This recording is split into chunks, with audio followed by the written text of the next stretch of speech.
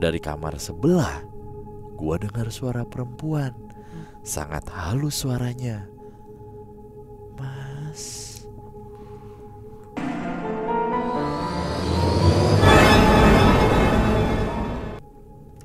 Oke, kita lanjut ke cerita berikutnya. Sekarang part saya yang harus membacakan. Betul. Ini datang dari wilayah yang menurut gua itu rame banget. Kawasan ini nih rame. Kawasan nih ya. Oke, langsung aja gua bacain dan monggo teman-teman kalau mau diskusi di kolom komentar. Perkenalkan, nama gua JJ. Gue ingin berbagi cerita pahit yang gue dan teman-teman gue alami di tahun 2015 lalu. Cerita ini agak panjang, meskipun kejadiannya berlangsung selama 1 minggu aja. 2015, tahun dimana saat itu gue sudah menginjak 1 tahun berkuliah di kampus Perjuangan di kota Jogja. Gue kuliah di jurusan salah satu teknik kebumian, yang mata kuliahnya kebanyakan adalah praktikum.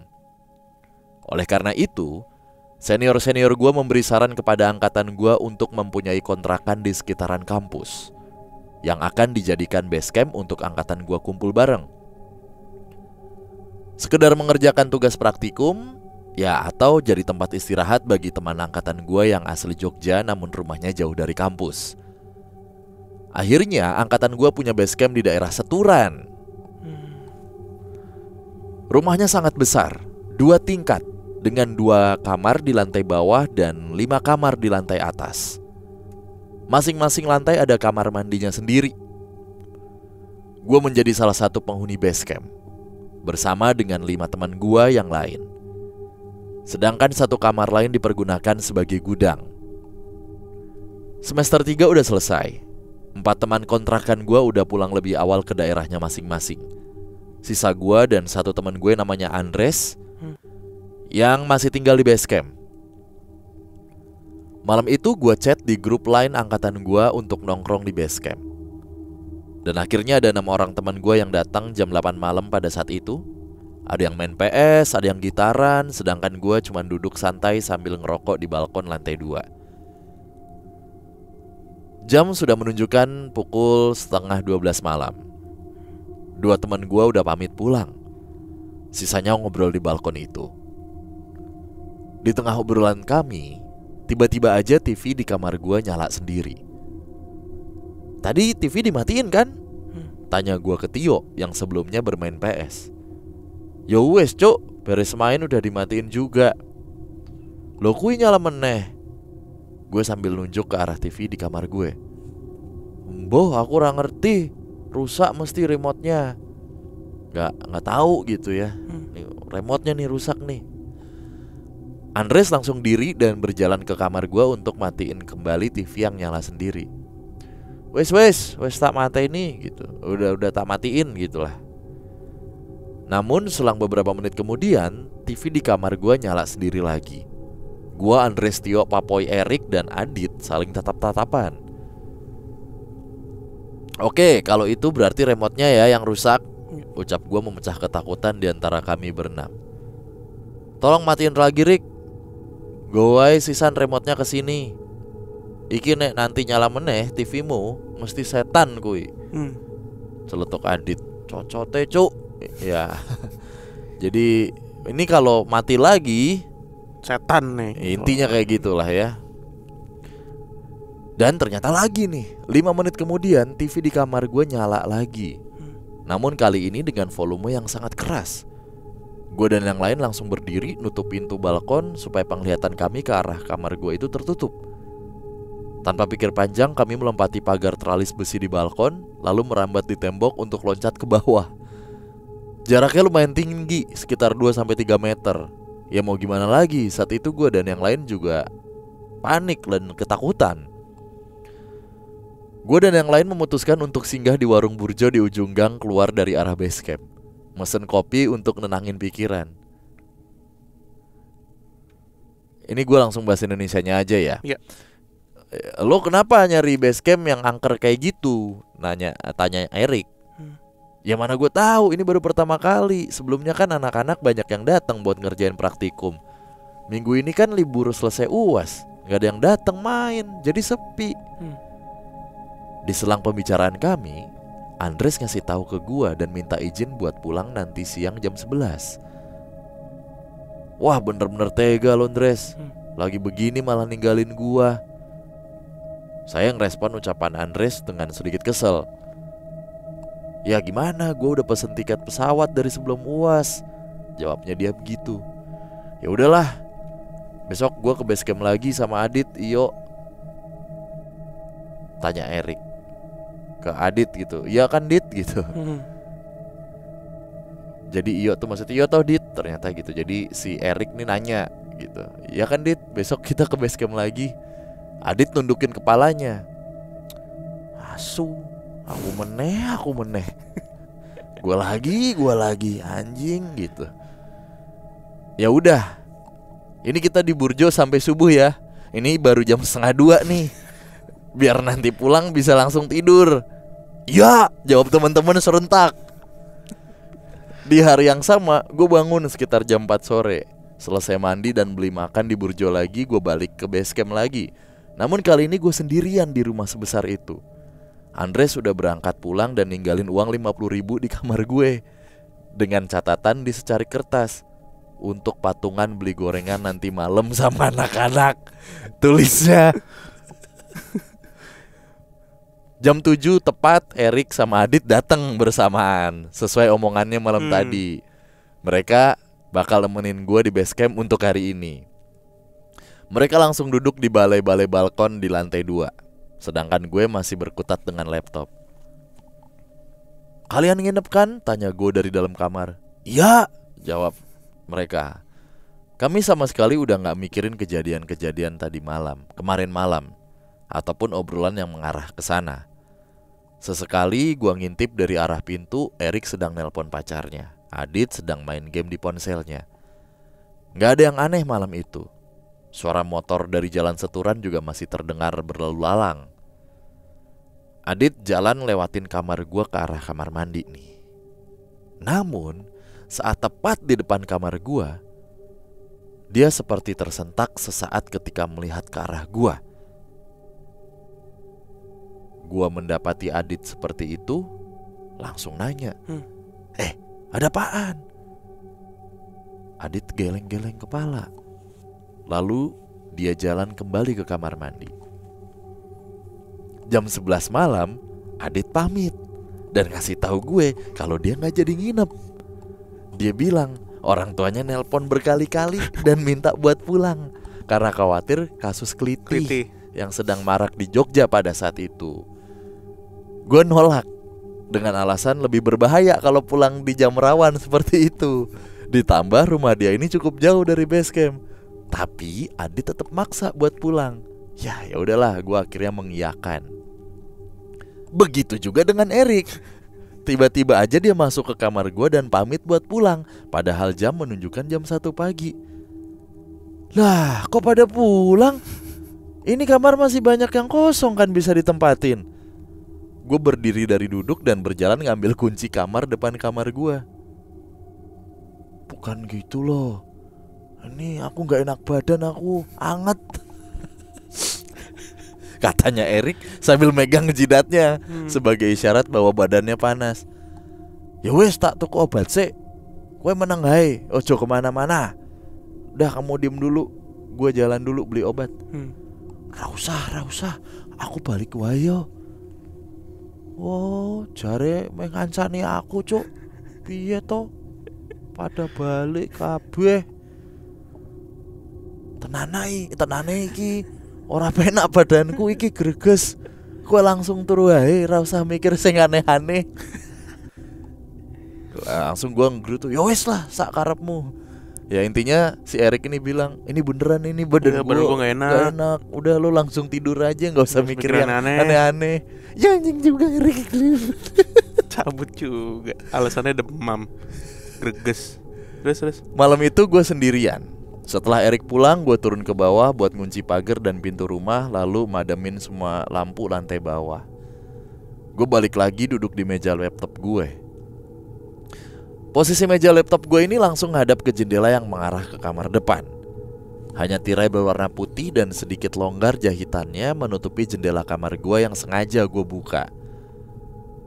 Jadi dari celah-celah longgar itu gue bisa sedikit ngintip ke arah luar kamar. 1 jam kemudian gue berbaring di kasur sambil bermain ponsel dengan lampu kamar yang sedikit gue redupkan cahayanya untuk nunggu waktu tidur. Posisi gue saat itu menghadap ke tembok, membelakangi pintu kamar. Dari kamar sebelah gue dengar suara perempuan. Sangat halus suaranya. Mas. Gue kaget sejadi-jadinya. Dalam batin gue, ini kalau memang ada makhluk di kamar sebelah, pembatasnya hanya tembok yang lagi gue tatap sekarang nih. Tapi gue menghiraukannya, meskipun suara itu terus-terusan manggil gue dengan sebutan mas.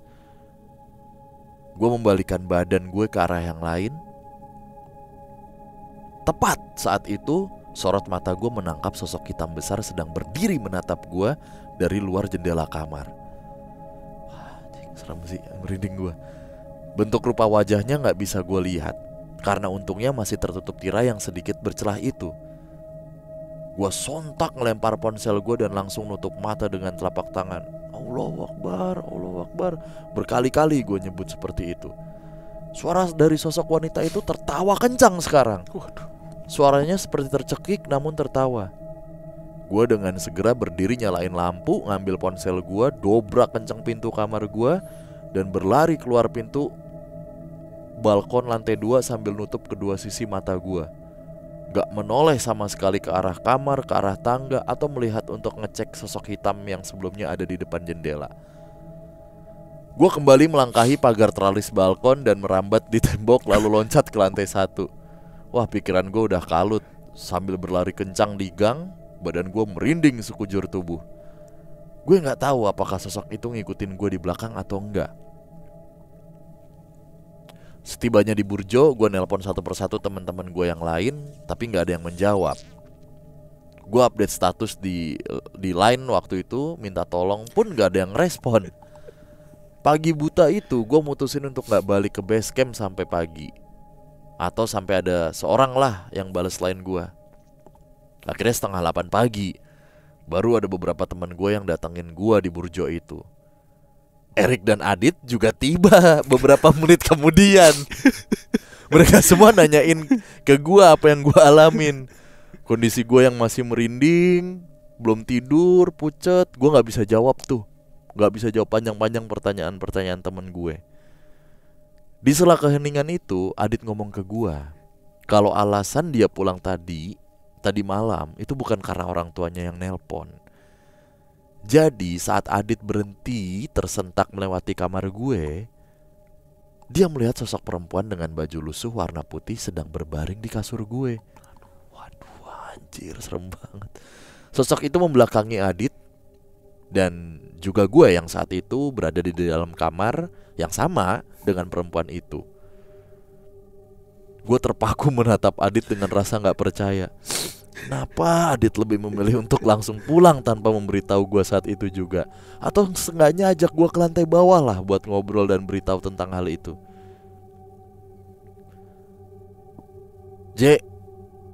Gue menilik ke arah Erik nih, yang saat itu sedang mengeluarkan ponsel miliknya dari dalam kantong jaket. Delok iki, sambungnya sambil memberikan ponsel ke arah gue. Lihat nih. Setelah melihat ponsel Erik, gue langsung naruh di meja. Gue nundukin kepala sembari meraup wajah gue yang semakin pucat berkeringat dingin. Teman-teman gue yang lain berebutan tuh ngambil ponsel Erik untuk melihat apa yang ada di layar ponsel itu. Ya, jadi Erik mengambil sebuah foto dari balkon lantai 2 tempatnya duduk, ngarah ke sebuah pembatas besi di depan kamar mandi lantai 2. Ada sosok perempuan yang sedang terduduk lurus di sana, membelakangi Erik dan seperti hendak loncat ke bawah. Temen gue yang lihat itu juga langsung ngucap istighfar. Sosok itu benar-benar nyata tertangkap kamera dari ponsel Erik. Pas aku video call sama pacarku, dia bilang kok ada perempuan di base camp nginep. Aku bilang ke pacarku kalau di base camp cuma ada aku sama JJ. Pacarku ngeyakinin aku kalau sepintas dia ngelihat ada perempuan di ujung lorong lantai 2 depan kamar mandi. Aku ganti ke kamera belakang dan bener aja ada sosok itu. Kamu juga, kenapa gak kasih tahu saat itu, malah pulang? Tanya teman perempuan gue yang lain ceritanya nih. Ya aku gak bisa ngomong apa-apa juga saat itu. Kalau kamu di posisi aku juga paling kamu teriak, jawab Erik dengan suara yang sedikit lantang. Badanku juga langsung terasa demam. Aku mau ngomong tuh kayak ada yang nahan supaya gak ngomong. Kata Erik kayak gitu ya. Gue mendengar obrolan itu justru semakin pusing. Udah kejadian juga kan. Ini kayaknya kita harus pindah base camp aja. Gue gak betah sebenarnya. Bukan karena setan, tapi karena gak nyaman lingkungannya. Keputusan gue dan teman-teman saat itu udah bulat. Kita akan pindah base camp. Meskipun masih ada 7 bulan lagi, sisa 7 bulan lagi, sisa kontrak. Namun pemiliknya masih berbaik hati dengan mengembalikannya 50% uang sewa yang sudah kami setor untuk 1 tahun ke depan. Gue juga gak ngasih tahu alasan gue kepada pemilik rumah tersebut kenapa gue pilih untuk gak nerusin sewanya.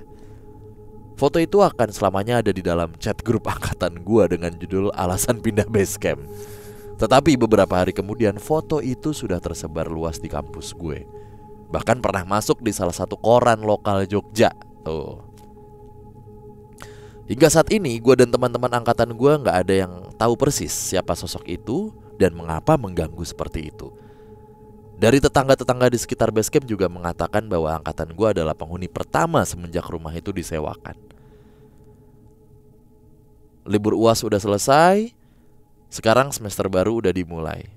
Angkatan kita juga udah dapetin base camp baru di daerah Ring Road Utara. Gak begitu besar, tapi 2 lantai juga meskipun bangunannya gak semewah sebelumnya. Gue kira dengan pindahan base camp ini semua kejadian itu sudah selesai. Tapi ternyata justru lebih parah.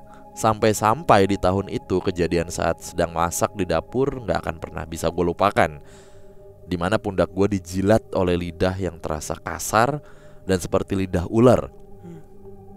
Dari sesuatu yang entahlah. Gue pun gak menoleh ke belakang. Liurnya sangat kental, panas, lengket, dan sedikit berbuih. Dah. Aduh. Mas Cece. Oke. Seru banget ya. Kehidupan anak kontrakan sangat tergambar di cerita ini. Gue pernah mengalaminya, Le. Di part mananya nih? Di part yang mana maksudnya? Whole part dari cerita ini. Tapi sebelum gue mau cerita runtutan pengalaman gue juga, yang terakhir nih sebenarnya gue rasa bisa gue perdebatkan. Yang dia jilat. Dijilat. Apa maksudnya? Lo punya kan temen reptil mania? Ada Baldut. Iya kan? Ya siapa tahu. Iguana gitu ya. Iya, iguananya orang. Tapi kan lidahnya kecil ya kalau iguana. Hah? Ya iguana kecil mungkin. Oh, iya. Enggak, tadi dia bilang kan lidahnya kasar gitu ya. Komodo kali. Nah, itu kita nggak pernah tahu, Pak. Iya. Siapa tahu dari Komodo ada bosen. Komodo, iya. Dari Pulau Padar. Emang orang doang yang kuliah di Jogja. Komodo juga menuntut ilmu. Iya. Yang Asli. satu lagi masak makanan orang, yang satu lagi nyicipin makanan Komodo. Enak nih kayaknya nih. Enak juga nih orang Jawa. Mau dimakan deh. Iya, jadi gua tuh 4 tahun, ya 4 enggak sampai 3,5 tahun tuh gua hampir menghabiskan Sabtu Minggu gua, Jumat Sabtu Minggu gua tuh di Jogja. Ini masa apa nih? Zaman gua kuliah. Jadi kampus gua tuh kuliah cuman sampai Kamis. Jumat itu disiapkan untuk kelas pengganti. Nah, kalau 1 minggu itu gurunya ada semua, otomatis Jumat tuh libur biasanya kosong. Nah, gue tuh ada banyak saudara sebenarnya di Jogja Solo, cuman tante gue yang deket tuh di Jogja. Rumahnya dulu tuh masih ada di daerah Godean lah, di seberangnya Masjid Demak Ijo. Di Jogja teman-teman pasti tahu. Nah, teman gue dulu kan sekalian gue mainan motor ya. Itu tuh tersebarnya di Seturan sama di Pogung Lor di belakang Indomaret adalah. tipikalnya begitu. Kalau lo bareng-bareng, mereka nggak ngekos, pasti ngontrak. Ngontrak ya. Pasti ngontrak. Nah di kontrakannya juga begini modelannya. Ada teralis-teralis besi lah, 2 lantai. Tapi 2 lantai ini cukup gede sih, biasanya 1 lantai doang gitu. Dan mereka tuh kamar biasanya 3 atau 4. Siang enak, sore enak, malam gak enak. Iya, nggak tahu kenapa. Dan nggak tahu ya, yang gua tangkep tuh kalau dengar kata seturan itu kayak chaos gitu loh. Lah ini kan tadi dia kan? bilang lalu lalang motor juga masih kedengeran. Bukan hanya masalah lalu lalang motor gitu. Apa sih? Kekerasan. Iya kan, kalau lu search coba deh di berita. Yo, karena seturan gitu. Karena kan pusat pergerakan mahasiswa lah ada di situ. Isinya apa? Penikaman, cekcok, berujung bacok. Sumpah begitu-gitu semua. Anjir. Iya. Ini barbar amat daerah ya. Gitu. Tapi buat pengusaha kosan mah lancar. Jadi jangan deh, itu sakit kalau itu bukan daerah Babarsari. Babarsari deh waktu itu gua iya. Ya tapi kan gitulah tipe lah, sama lah. Nah, habis itu Burjo. Nah, gue juga pernah ngalamin nih. Ngobrol di Burjo dari jam 11 le. Makanan gue tuh sampai subuh. Nastel, Darnet. Sarden. Oh, sarden internet ya. Sama sayur-sayuran kacang gitu lah, kacang panjang gitu. Tiba-tiba ujuk-ujuk jam 7 kan, anjing banget menurut gue ya. Ngapain ya gue? Iya, sering banget gue gitu. Biasanya kan gue datang Jumat tuh. Gue berangkat Kamis malam biasanya. Kalau nggak naik kereta, naik motor gue. Habis itu motornya gue paketin biasanya. Dulu tuh paketin motor 2,5. 250.000 ya? Iya, 250.000 gitu. Udah tuh gue sampai Jumat siang biasanya udah tiduran dulu. Udah malam burjoan gitu. Sampai pagi ya ngapain ya anjir. Sampai apal tuh burjo di Pogung juga tuh. Cuman ya ini terornya yang ngeselin sih. Gue penasaran sama fotonya dah.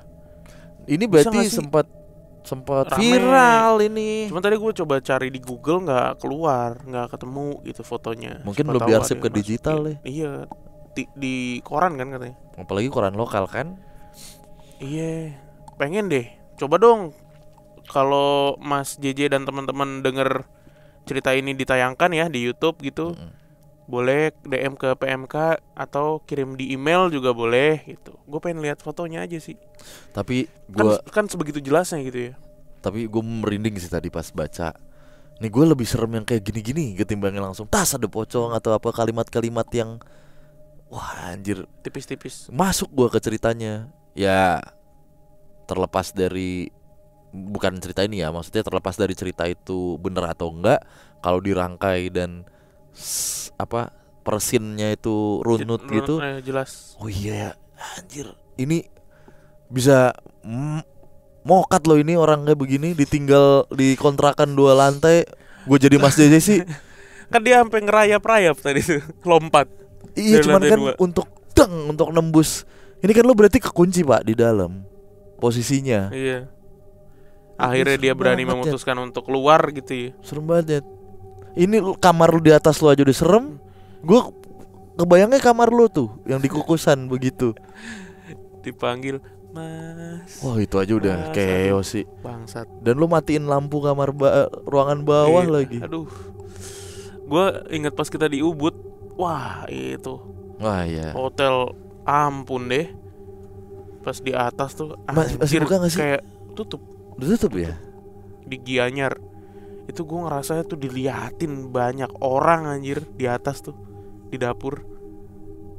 Kayak satu ruangan gelap, gue di situ bikin pop mie sendiri. Kayak anjing. HP gue di bawah lagi. Itu dari awal gitu gue. Dari awal gue bilang berempat aja tidur. Berempat aja. Lo sama gue kan? Iya, kita berdua. Berempat aja udah. Mana kamarnya gitu. Wah mantep dah tuh tempat. Emang anjing Norja anjing. Beli Norza. Fuck you. Dia nonton YouTube gak sih? Nonton harusnya. Nonton ya. Garis keras juga. Iya. Oh kemarin nonton Mengabdi Setan pakai baju PMK loh. Respect. Bininya lagi hamil. Lagi hamil ya? Oke. Mbak siapa namanya? Mbak Marcella ya. Marcella. Siapa di Kalimantan apa di Bali? Dia nggak tahu gue domisili sekarang di mana. Kan ini Pontianak ya. Pak dosen loh. Aduh. Refleks gua pertama kali nanya yang itu kan, yang Bangunan itu. bangunan Iya. yang bukan yang putih, yang gue jalan ini di apa bawah. ya? Iya. Bule mati. Bule mati. Wah, bajingan. Anjing. Ini gue diinepin di mana? Biar kalian ada pengalaman. Gue udah dari sore itu Anjing udah banget. disiapin mau kemana. Waduh. Ya udah. Enggak dulu deh. Makasih ya Mas JJ ceritanya. Jangan lupa untuk dikirim fotonya kalau kalian denger atau nonton video ini. Ya. Jangan lupa juga teman Kliwon di like, komen, dan subscribe. Kita jumpa lagi di video berikutnya. Dah. Bye.